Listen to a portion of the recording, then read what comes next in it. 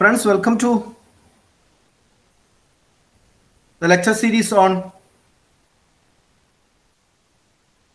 political ideology.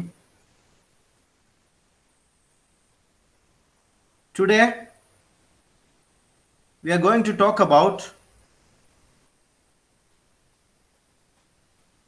Marxism. What are the core principles? Friends, in this lecture, I'm not going to talk about the fundamentals as we have been doing for the last couple of working hours in the political ideology series. For want of time, I'm not in a position to talk about the fundamentals of Marxism. Rather, I will just touch the core principles because we have no time. Otherwise, I would have gone through the fundamentals and will tell you the in-depth ideas of Marxism in a very broad manner. So, friends, last lecture we came across Karl Marx, the man. And from that point, from that perspective, Karl Marx as a revolutionary, friends, we have to make sense of what Marxism is. So Marx was always, as you know, a revolutionary. He was always being followed by the Prussian government. Later, the French government expelled him from Paris. So later, he went to London to lead the working class movement. From that experience, he had started proposing so many theories about working class situation, how capitalism dehumanizes the working classes. So many theories. So, in short, when somebody asks you, what is Marxism? It's not that easy to tell Marxism in 2 or 3 sentences. A near approximation of Marxism can be said like this. A near approximation of Marxism can be said like this. Marxism is an interpretation of society and human history in a distinct way.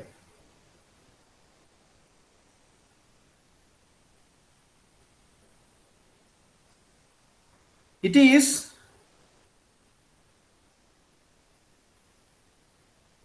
a political,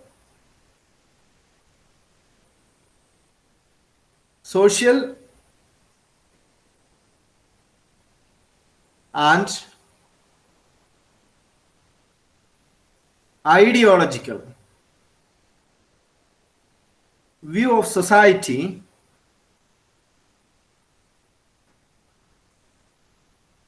in terms of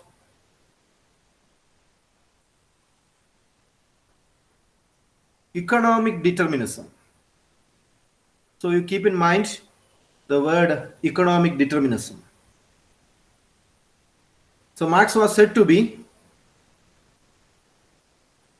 an economic determinist. Economic determinist. So keep in mind that particular phrase, economic determinist. That means for a Marxist, material life is very important.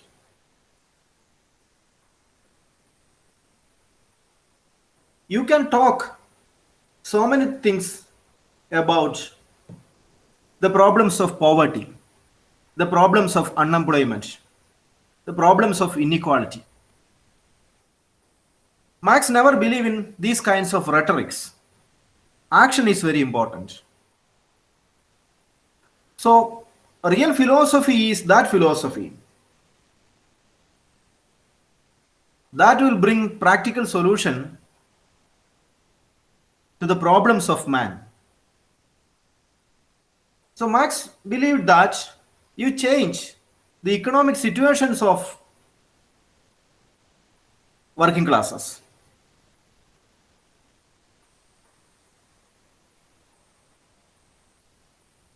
Economic situation is the most important domain in human life. All other aspects of life, cultural, educational, spiritual, relational, etc. These are all secondary nature. The primary nature of human activity is economic. So that people label Marxist as economic determinist. So it means economic system is the defining aspect of social existence. Economic system is the defining aspect of social existence.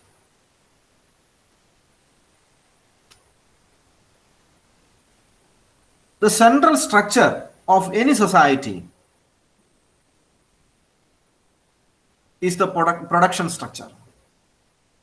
How you produce, why you produce, who produce, for whom you produce.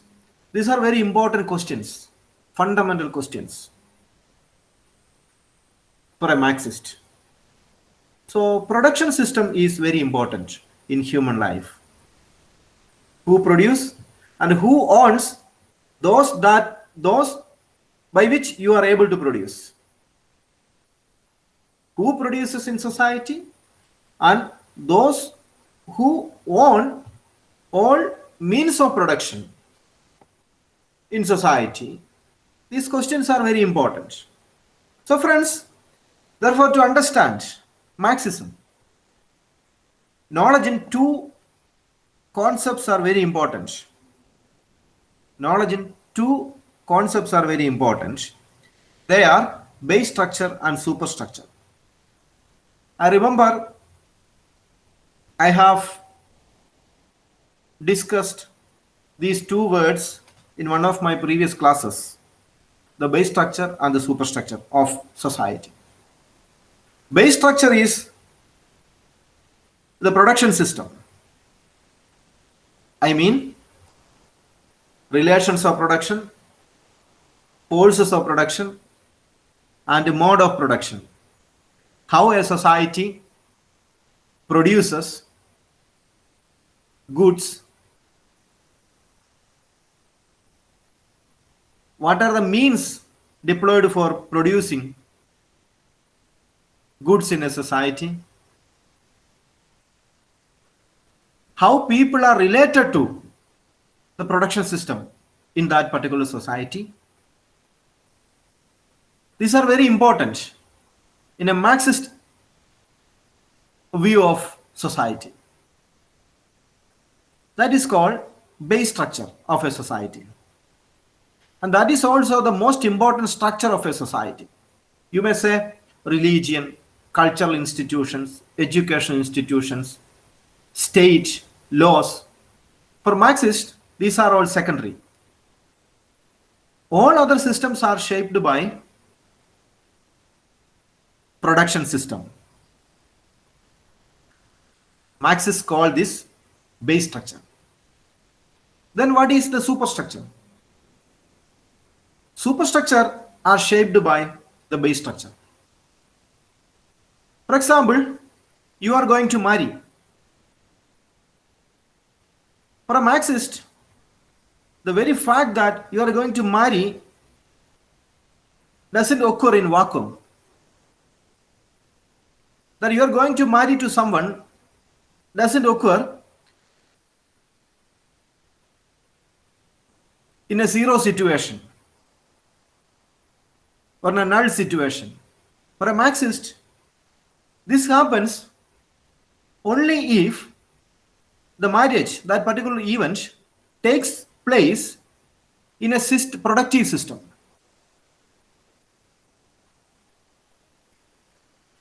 So in the similar way, you are going to school. That aspect of a society is shaped by how you produce in that society. You have a friend. Friends, that aspect of your life is shaped by the way in which you produce in that society. You have faith in God.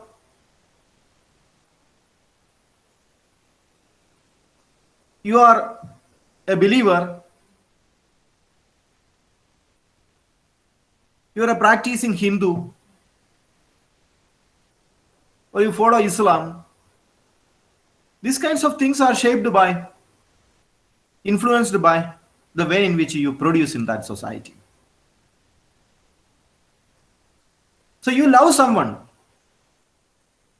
You have an affair with someone, a romantic affair with someone. This aspect of your life is shaped by the way in which you produce in that society.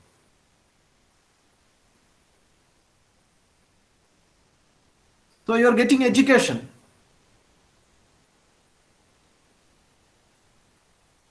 You love flowers. You look at nature. You are going to swim. Friends, all these kinds of activities in human life are shaped by the way in which you produce in that society. And for a Marxist, all these kinds of activities are secondary in nature. Why? Because all these activities are shaped by another level of activity. As I told you, what is that activity? That the way in which how you produce. So the connection is very, it's very visible. It's very apparent. What is the connection? Those of you control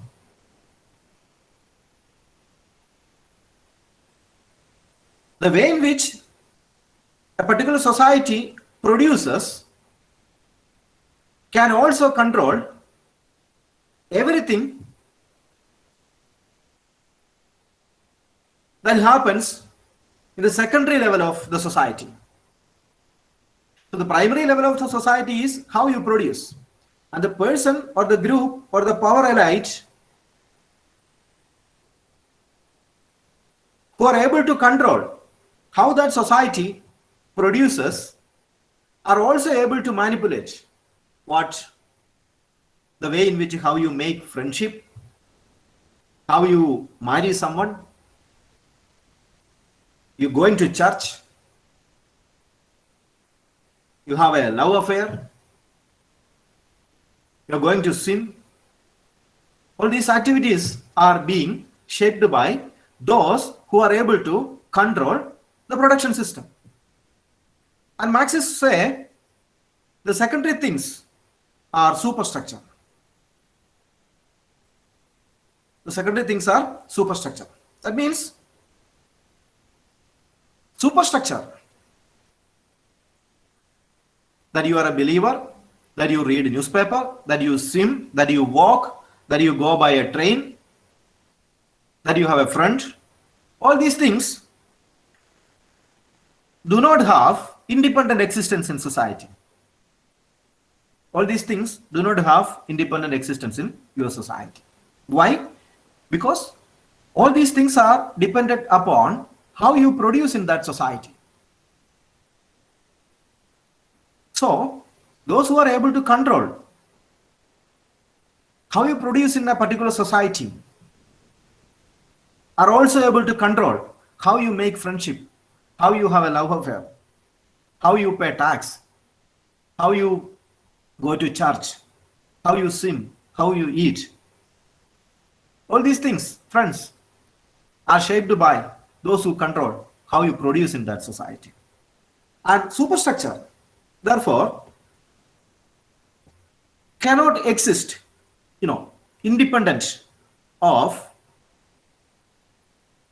the influence of base structure. So base structure shape the superstructure. The superstructure is not a separate thing from the base structure. Superstructure is an extension of the base structure. It does not exist independently. It is not an autonomous realm. That you go to church is not an autonomous realm. That you have a friend is not an autonomous realm. That you read a newspaper is not an autonomous realm. That you want to watch the sea, the ocean, that you want to count the ocean waves. This is not an autonomous existence in human life. So all these activities of your life, friends, is being shaped by how you produce in that society and how your life is related to that, related to the way in which that society produce. Clear? So, friends, only after understanding or only after making sense of what is the base structure and the superstructure, you will be able to understand all other concepts in Marxist literature. So I hope you have some kind of understanding about the base structure and the superstructure. Am I correct? So, once you are able to understand the base structure and the superstructure, they are tool of analysis in Marxist lexicography or Marxist lexicon. That two very powerful and important words in Marxist lexicon, base structure and superstructure. Only after understanding these two important vocabularies, friends, you will go to some other key important concepts in Marxist literature. And friends, to understand Marxism, you should also understand certain key important keywords. Marxism is full of so many keywords, very interesting and strange keywords. For example, there are so many primary keywords, there are also so many secondary keywords. You should know what is the meaning of each one of these. Unless you are not able to understand, what is the meaning of these keywords, you will not be in a position to understand properly what is Marxism. So friends, you see, there are so many primary keywords. The most important I'm going to refer for this lecture are alienation. You should know what is alienation. Then base superstructure, I told you already. Historical materialism. Historical materialism. Dialectical materialism. Class struggle. Surplus value. Dialectics.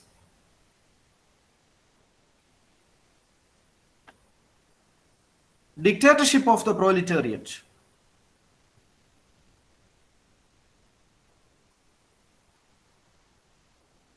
Withering away of the state.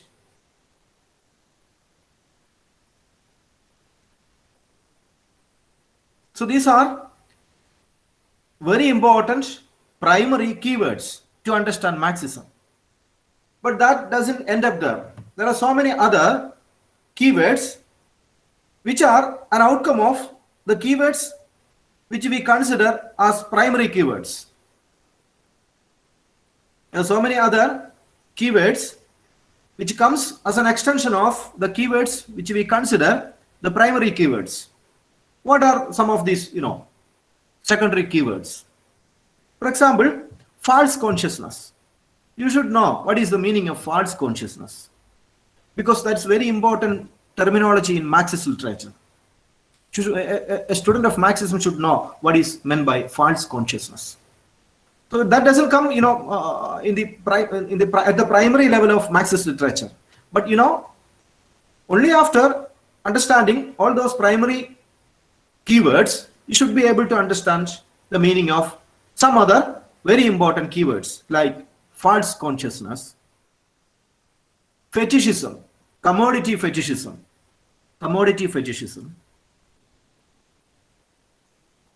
mode of production,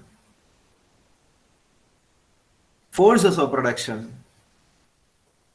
relations of production, objectification. So many, Marxist jargons. These are all jargons in Marxist literature. Only after you got a strong ground in all of these keywords, we can say that you know something about Marxism. Otherwise, people are simply boasting because, without understanding the meaning of any of these, concepts, friends, you will not be in a position to properly understand Marxist literature. So, you should also know keywords like consciousness, fetishism, mode of production, forces of production, relations of production, objectification. So, I am presenting before you all these keywords with the hope that you will all go to Google and find out the meaning of each keyword one by one and make a sense of this. So friends, first of all, let us understand a Marxist view of human. Who is a man according to Marxist literature? That is also part of Marxism. So if you want to understand Marxism, you should know who is a man according to Marxist. Friends, human nature is very important in political philosophy. Plato has an idea of human nature. Osho has an idea of human nature. Ambedkar, Machiavelli, Thomas Hobbes, John Locke. All philosophers have their own sense of human nature, who a man is. So Marx has proposed a scientific understanding of human nature. Marx famously said, man is alienated. Human beings are alienated. That's a Marxist jargon, friends. I'm not going to tell all the things about alienation because we don't have time. So you go to internet and find out what it is. I hope you may read. So Marx says man is alienated. In Marxist jargon, it is called estrangement. Estrangement. I'm not going to talk extensively about what is alienation or what is estrangement or other keywords in this lecture. We don't have time. So you should go to internet and find out what is estrangement. So capitalism estranges man. That is what Marx said. Capitalism estranges man. So Marx says capitalism has alienated man. It estranged man in a capital system. So Marx believes capitalism destroys. Capitalism destroys one of his real human potential. Man is good, friends. Man is very good. By nature, man is good. But what is the problem? The problem is the production system. The way in which your society produces, the way in which your society create wealth, the notion in which you think how you should create wealth in your life is a wrong thing. So that, the very notion of wealth, the very notion of property, the very notion of the production, friends, this idea has destroyed your very, very potential as a human being. Your very potential as a human being is destroyed by your very notion of wealth, your very notion of property, and your very notion of how you should produce in that society. So according to Marxists, capitalism is the worst kind of production system because it creates inequality. It creates a system in which few people amass wealth at the cost of majority of us. The majority of you people work, but you will not get the result of your produce. The result of your produce will go to few people. So man is an estranged animal according to Marxists. So man is alienated. Go to internet, find out what is alienation. And the problem of a capital society is commodity fetishism. The commodity fetishism. So you should go to internet and understand what is commodity fetishism. So man is objectified. Man is objectified. What is meant by objectified? That you are being created as a thing. You are being created as a thing. You are a thing. You are just a fact. You are an inanimated soul. You are an inanimated soul in a capital society. You don't have soul. You don't have subject. You don't have self, the notion of self in a capital system of production. So, friends, man is alienated. Man is, commoditized. Man is fetishized. Man is objectified. Man is estranged. Man is alienated in a capitalist system of production. So man lost his, very nature. So Marx says you will face four kinds of alienation. You will face four kinds of alienation. One is you will be alienated from nature. You will be alienated from nature. Second, nature means we are all natural beings, but capitalism has separated our connection with the nature. It removed us from nature. It has taken us away from nature, and we have become artificial. That is called, alienated from nature. So you go to internet, find out what it is. So second alienation is man is alienated from himself, from his very existence. We are all living in this world, but do you think that you have a purpose for living? And most of us, friends, an average human being in Kerala, construct a home, marry, and have children, and they will, avail some loans and let their children marry someone else. With that, you will end up your life. With that, you end up your life, and you will have so many, financial burdens, bank loans, all these things. An average human being, in Kerala have no purpose in life. We don't know, why do we live actually in this world?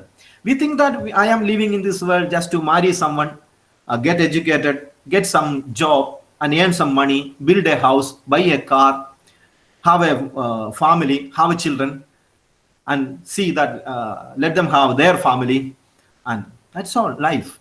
But friends, is that life? So, friends, this way of meaninglessness to life, that we have attached meaninglessness to life, is because of capitalism.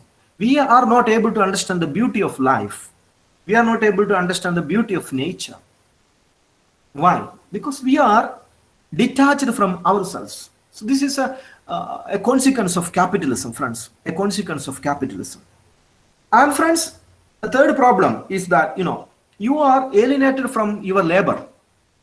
You're selling your labor, but you don't know why you are selling labor. You have no idea that I am selling my labor in this classroom, and I have a sense that once I am able to deliver lecture, that is my labor, my voice is my labor, and once I am able to deliver my lecture, I hope that in the end there will be at least one person in this lecture room who I think I can influence or create some kind of spark in their hearts. And friends, that spark is the purpose of my life. That spark is the purpose of my life. That spark is the purpose of the very essence of my job. And I feel that there is a purpose in my life, a purpose in my job, a purpose to my profession. So friends, in a capitalist mode of production, Marx says, the problem is that you are alienated from your labor because you don't know whom you are working for, why you are working for, why do you sell your labor, and what you're going to produce, and where it is being sold. You don't have any kind of control on that. You simply sell your labor for a meager amount, a meager wage. That is also very low. That wage you receive is very low. But you sell your labor, and you have no control on your labor. And finally, friends, you are also, detached from your fellow being. You are also detached from your fellow being. You have detached from your, very important people in your life. You are detached from your family, detached from your neighborhood, detached from your friends and peers, detached from other human beings. Because capitalism has created you an atomistic individual. You are being created as an atomistic individual. So it's a very wrong kind of production system, friends. You know, so Marx was very critical of capitalist mode of production. So this is very briefly the idea of alienation. I'm very sorry that I have delivered lecture this like this. I'm very sorry. On time, no time, friends. You are not able to talk the fundamentals. So keep in mind, you are alienated from, you know, your human nature, from fellow being, from nature, from your labor. So these are the problems of capitalism. So I have 10 pages of note for alienation alone, but I'm not able to lecture this. 10 pages of lecture note for alienation alone. So we are moving on to the other core principles, friends. The second one is historical materialism. Once you are able to understand base superstructure, you should know what is alienation. Once you are able to understand what is alienation, you should know as next principle, historical materialism. Historical materialism. What is historical materialism? Friends, Marxists believe matter is the basis of world life. Matter is the basis of, you know, your life. As I told you, change means you should change. You should bring in change in the material conditions. You should bring changes in the material conditions. So historical materialism is the idea that matter or material reality is the basis of social change. Matter or material reality is the basis of social change. So historical materialism is Marx's general idea about society. It is the general idea of Marxist about society. Or according to Marx's own terminology, historical materialism is the guiding thread of all his work. It is the guiding thread of all his work. So Marx interprets history in a very distinct way. Marx interprets history in a very distinct way. So many people we know that have interpreted history in their own way, but Marx claims that I have discovered the laws of history. Historical materialism is the Marxist philosophy of human history. The Marxist philosophy of human history. And Marx proposed this idea in his book, A Contribution to the Critique of Political Economy. A Contribution to the Critique of Political Economy. 1859. It was published in 1859.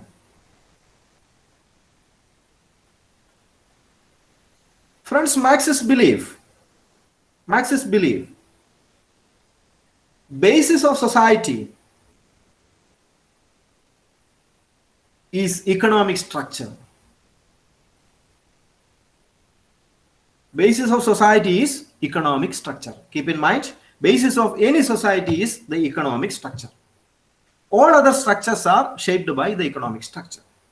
That is called historical materialism. Then what happens? You see, Marx says,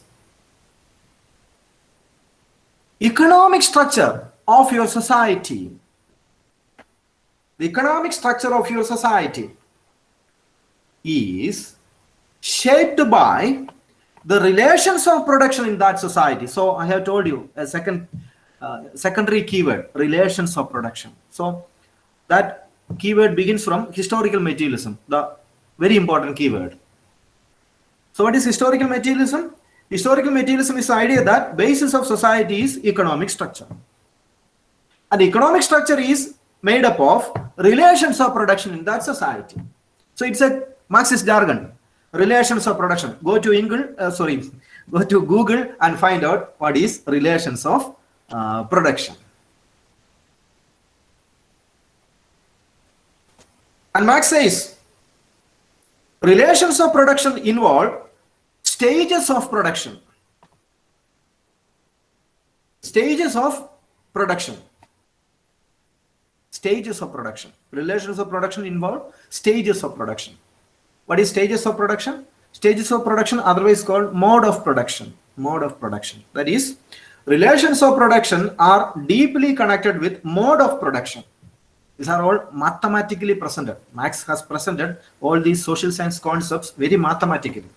That is, materialism. Matter is the basis of social change. Second, any society is made up of the economic structure.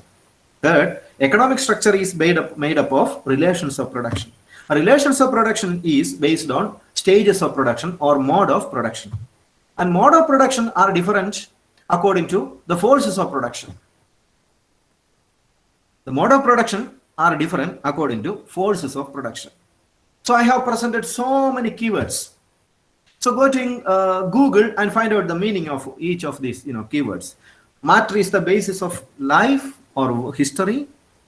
That every society is based upon the economic structure, and economic structure is based upon relations of production, and find out what is the meaning of relations of production. And relations of production are based upon modes of production. Relations of production are based upon modes of production. Go to Google and find out what is the meaning of mode of production. And mode of production are different according to forces of production. So, forces of production, mode of production, relations of production are very important keywords to understand historical materialism. Mode of production, relations of production, forces of production are very important in order to understand historical materialism. So Marx says, every society progresses stage by stage. Every society has progressed from stage to stage. First, there were primitive stage. There is prehistoric world. Prehistoric world. The time where we never invented letters. We never invented written language. So that's called a primitive stage. That is, according to Marxist, that is primitive communism. Go to internet and find out the meaning of the word primitive communism. From primitive communism, next is, production system emerged. This is called slavery. Slavery, ancient Greek Roman society, slavery. Go to Google and find out the meaning of what is slavery according to Marxist. Slavery not according to Oxford English Dictionary. Friends, Oxford Dictionary will tell you the literal meaning of the word slavery. But the word slavery got a Marxist interpretation. So go to Google and find out the word meaning of slavery according to Marxist literature. Then from slavery, society progresses to feudalism. And friends, feudalism in Oxford Dictionary got a literal meaning, but in Marxist literature, it has a specific meaning. Go to Google and find out the meaning of feudalism. Everything you Google, right? Google tell you everything. Google will give you everything. So from feudalism, society progresses to capitalism. Friends, go to Google and find out the meaning of capitalism. From capitalism, Marxists say that society will progress again to communism.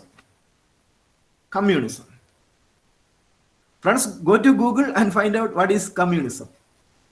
And in communism, the state will wither away. That is a Marxist jargon. State will wither away. They are not saying that state will disappear. They are not using that vocabulary. They are using a distinct vocabulary. State will wither away. So friends, go to Google and understand what is the word meaning of withering away of state. So this is stage by stage progress of human society. Right. And the final destination of every society, according to Marxist interpretation of history, that is called historical materialism, is the withering away of state and the subsequent creation of a communist society. Right? And also you should know, there are 4 modes of production according to Marxist, and I'm not going to explain this. For your reference, go to Google and find out. Asiatic mode of production, find out the meaning. Ancient mode of production, the slavery. Feudal mode of production, and finally capitalistic mode of production. Right. And friends, once you understood base superstructure, once you have come across Marxist notion of alienation, man's nature, we will move to historical materialism. That's a type of interpretation, Marxist interpretation of history. From that, we will move to dialectical materialism. Friends, this is also another very powerful Marxist jargon in the literature. You should know the meaning of dialectical materialism. Friends, I'm not going to talk about the fundamentals of dialectical materialism for want of time. But, friends, Marx developed this idea from Hegel. Dialectics. Marx developed this idea from Hegel. Hegel was a German philosopher.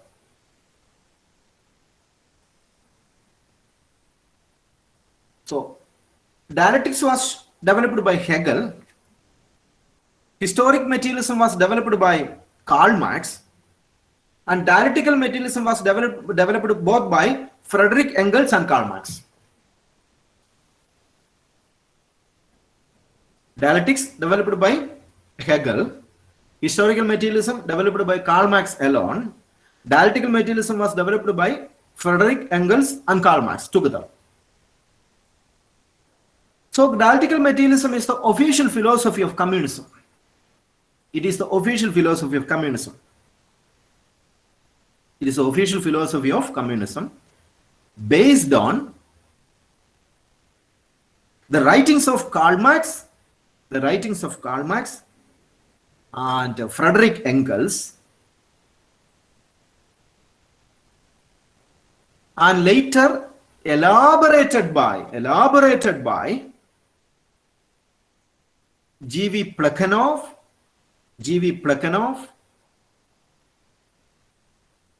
V.I. Lenin, and Joseph Stalin.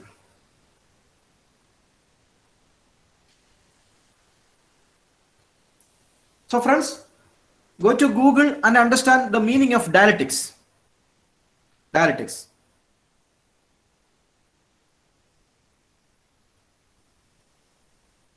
And dialectics is explained by Engels in the book Anti-Düring. Dialectics was explained by Engels in the book Anti-Düring. A-N-T-I, Düring, D-U-H-R-I-N-G. Düring was a French professor, and Marx was a critic of this French professor. That's why this book, Anti-Düring. Anti-Düring was a critic to Professor Düring.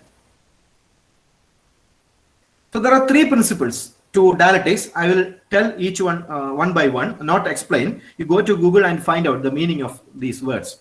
And dialectics, according to Hegel, has 3 core principles. According to Hegel, dialectics has 3 core principles, and Marxists have adopted these principles into their dialectic materialism. First one, the law of quantity into quality. The law of quantity into quality.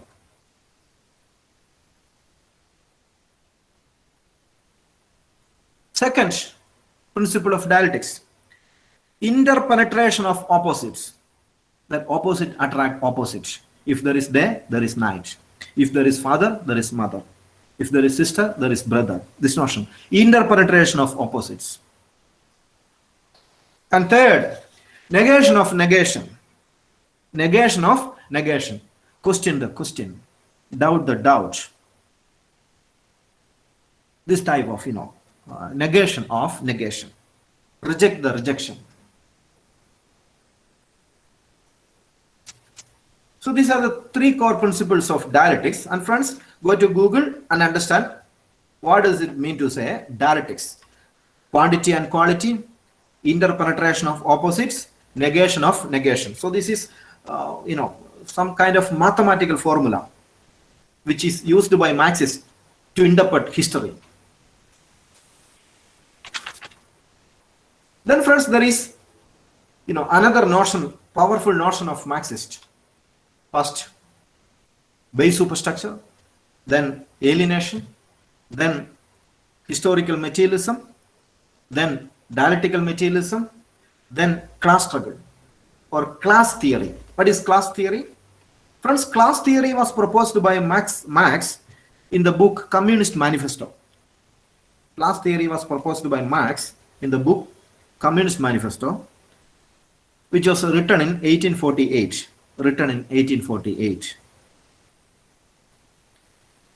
In the opening sentence, Marx famously said,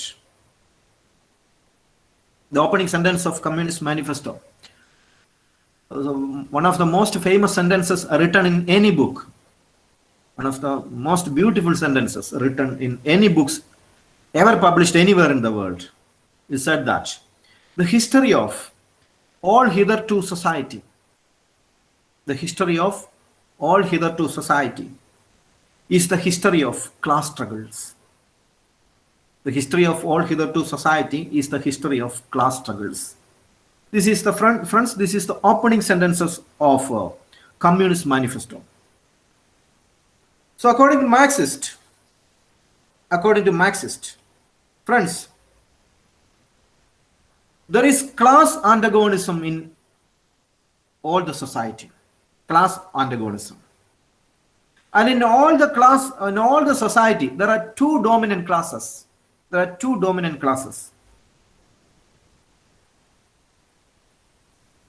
there is an antagonism between these two important classes. But that doesn't mean that there are only two classes according to Marxists, but there are two dominant classes and they shape the history of that society. But there are other classes too. But these two classes are very powerful classes and they polish off or swallow all other classes into their fold. To be said very broadly, Marxists say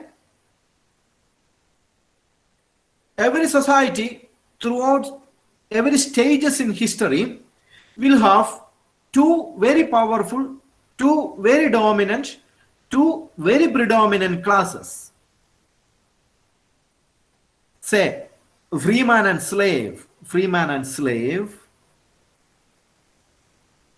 patrician and plebeian. This is sentence used by Marx in Communist Manifesto. Freeman and slave, patrician and plebeian, lord and serf, guildmaster and the journeyman,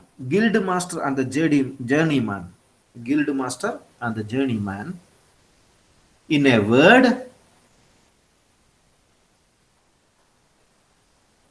oppressor and oppressed.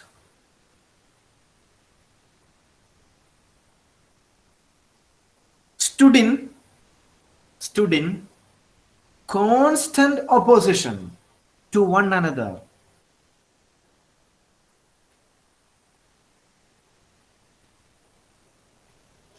So take the case of ancient society.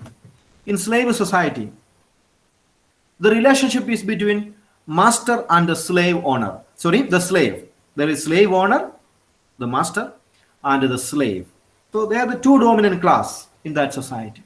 In feudalism, the landlord, the lord, and the serf, the two dominant classes. In capitalism, the proletariat and the bourgeois, two dominant classes. And Marx says, history of society is history of the struggle between these two classes.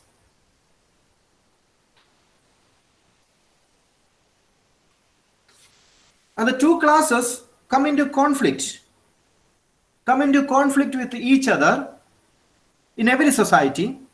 And finally, this struggle, this conflict lead to a social change. So that's why, friends, Marxists glorify revolution, social change.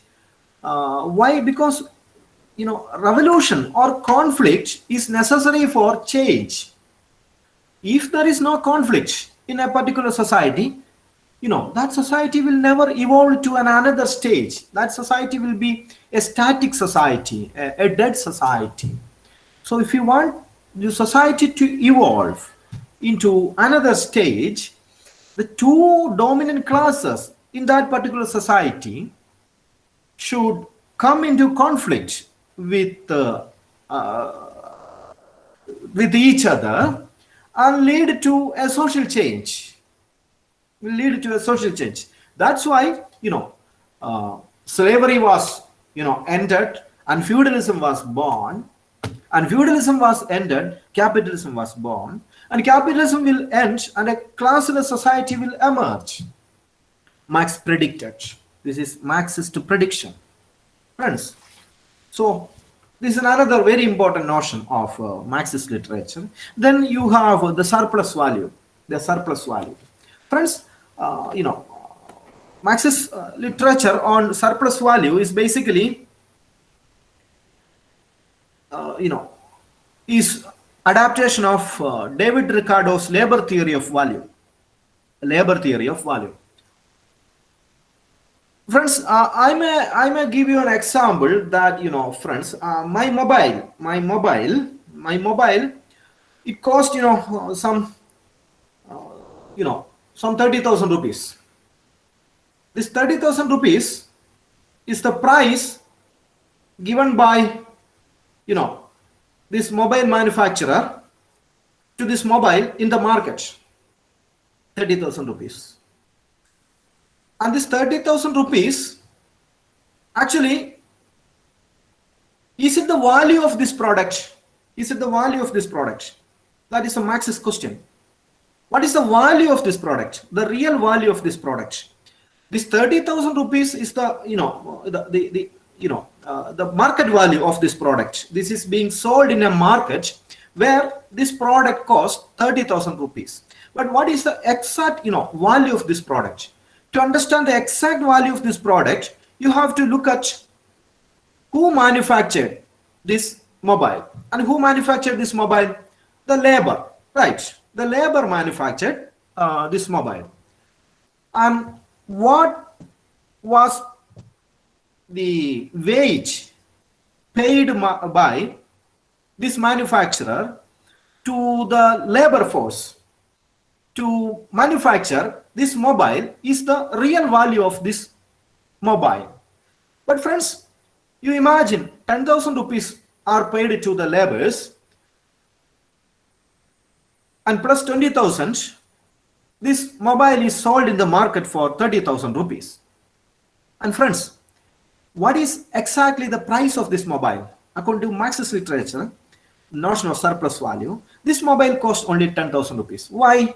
Because this product is the product of the labor of that particular labor behind it. So there was a laborer behind this mobile, and this mobile is the handiwork of a laborer. So the manufacturer has given only 10,000 rupees. So the price of this mobile is 10,000. But what happened in the market system? So you have developed a market system.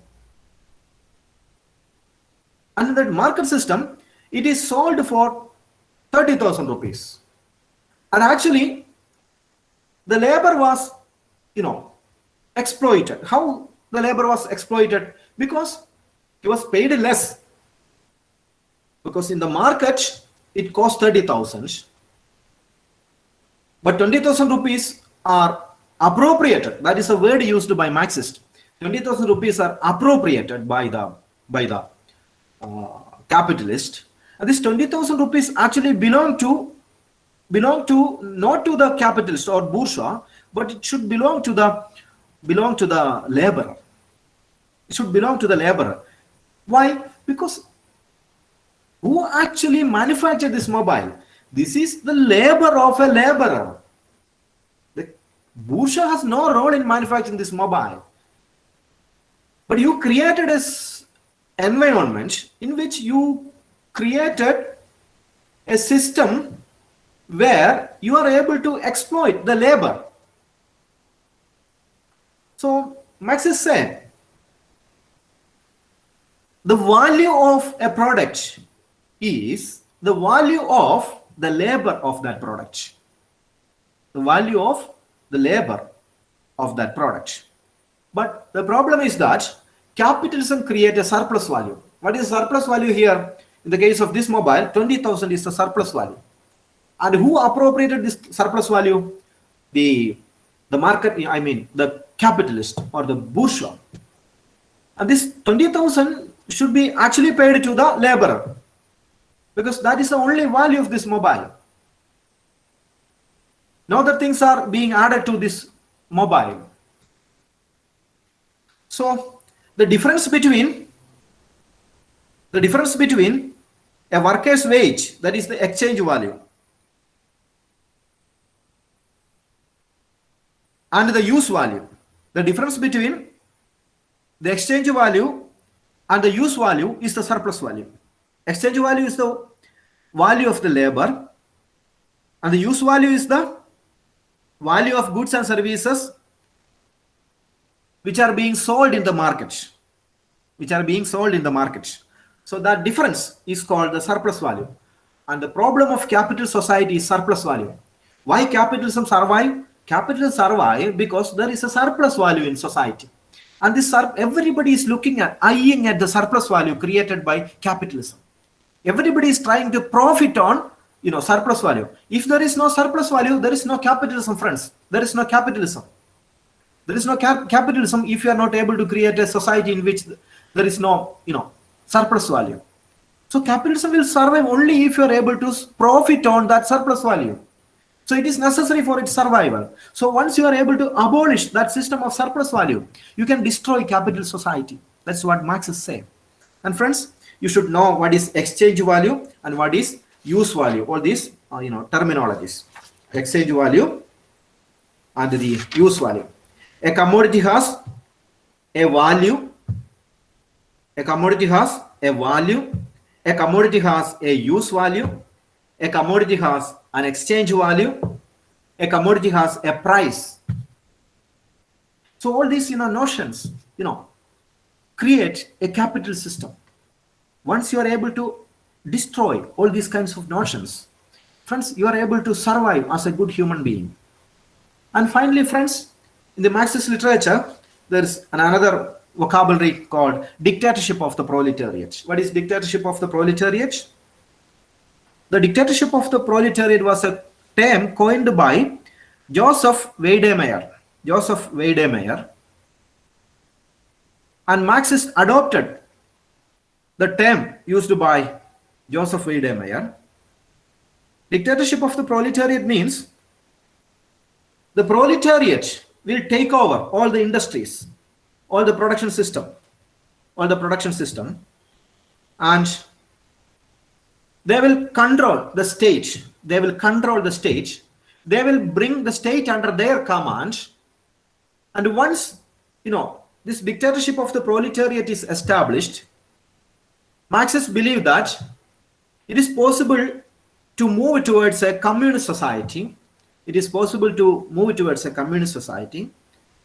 So it is necessary that a society should move towards dictatorship of the proletariat, that working class should unite and take over all the industries and the production system. Once it is possible, the state will come under their hands, and once everything is normalized, they should abolish the state and move towards a communist society. So when there is a communist society, there will be no class struggle, there will be no class antagonism, there will be no state. It will be a condition in which state will wither away. So these are, friends, a brief description of all the communist jargons within 1 hour. Seems like very amateurish, but I took almost 1 month to deliver lectures on Marxism, friends. So I'm very sorry. Now, lecture is ended, friends. You can have questions. Sir,